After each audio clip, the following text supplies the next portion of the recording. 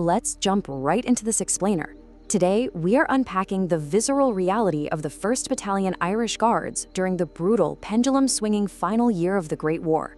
We're looking at a year that absolutely defied all expectations, a timeline carved out of mud, gas, and unparalleled human endurance. You know, this quote from the text perfectly sets our tone, really capturing the agonizing uncertainty of 1918. The men of the Irish Guards literally didn't know they were entering the final year of the war. To them, 1918 was just a year that shifted radically from a desperate, back-to-the-wall defensive stand against a massive German offensive to a cascading, almost unbelievable victory. Section 1. Winters, Mud, and Waiting. The Lull Before the Storm. Let's kick off our chronological journey in January.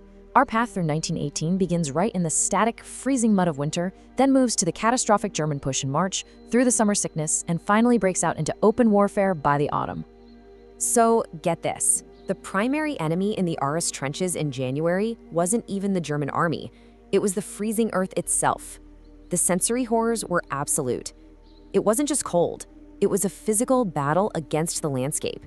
Just trying to walk up a communication trench was an absolute nightmare. The source details this wild moment where the adjutant, Captain Gordon, got stuck up to his waist in water and mud. To avoid being entirely engulfed, he actually had to wriggle out of his thigh-high gumboots and keep going in his socks, just leaving the boots to sink out of sight like a shipwreck. And this quote brilliantly illustrates the sheer physical degradation the men were enduring.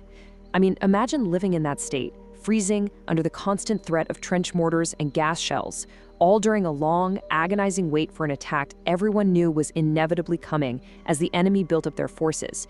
It's a stark reminder of the extreme limits of human endurance when thrust into unimaginable conditions.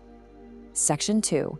The brutal March push, the collapse of the British line. Well, that agonizing wait finally shattered on March 21st, bringing us to the catastrophic German offensive known as the March push. The strategic odds here were practically impossible.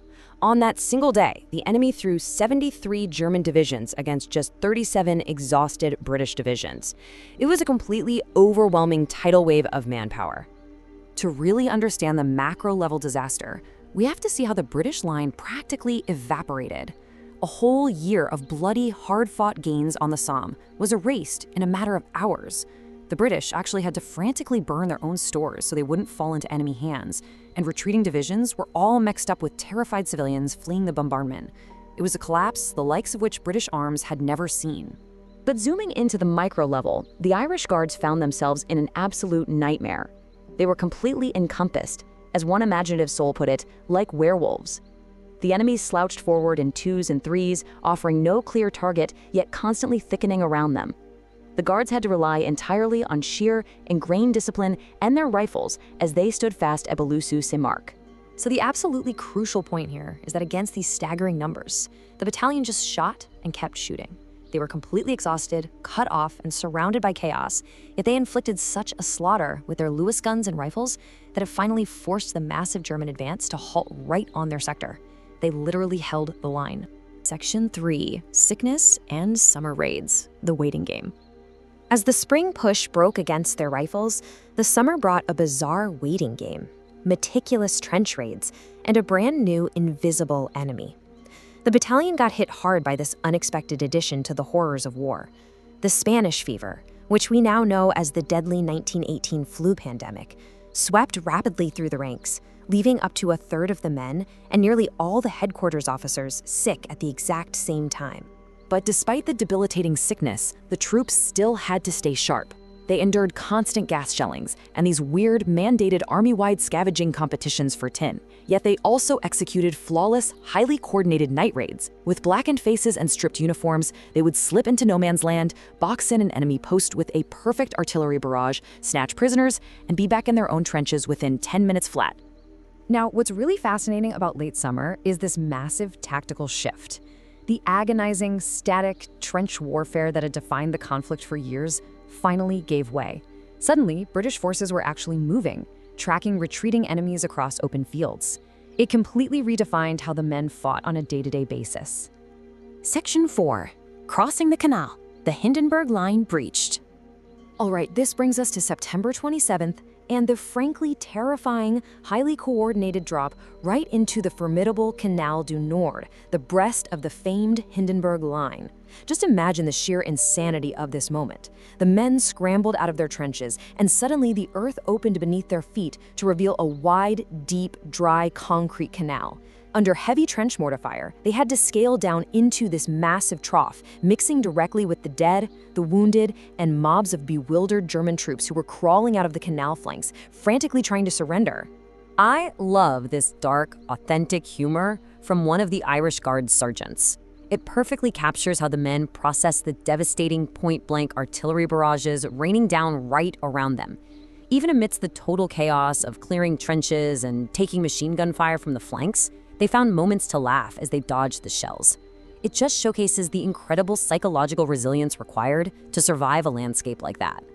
But, amidst the grand strategy of breaking the Hindenburg Line, we really have to pause and recognize the devastating micro-level toll. For example, an aid post established right in the middle of the fighting was heavily shelled, and a young American doctor, Race Davis, who had been attached to the battalion, was mortally wounded. It was his very first day of the war.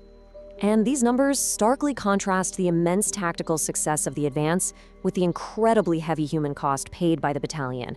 In a single afternoon, they advanced 3 miles through the toughest defenses of the entire war, but it cost them a staggering 180 casualties in the ranks, plus 7 officers. Section 5. Towards the Armistice, the chaotic rush to peace.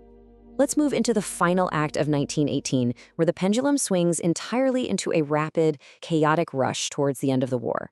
The pace of the advance quickens here, just as the troops pushed forward into open country. It was no longer about taking a few yards of mud. The battalion was marching for miles, hunting down a retreating but still incredibly dangerous enemy, navigating past abandoned villages, and preparing for rapid river crossings. This first-hand account is incredible because it shows the absolute confusion of a collapsing front line. Neither side fully grasped that the massive machinery of the war was fundamentally broken.